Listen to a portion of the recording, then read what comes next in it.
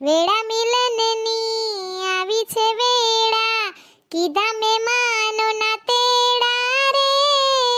ચાંદડીને આવ્યા છે રાજા, રાણી રૂપાળાને લેવા રે. હૈયે હરખના માતરે કોઈના. ચાંદ જોડવાની તો બાકી છે હજી જલપાબેન.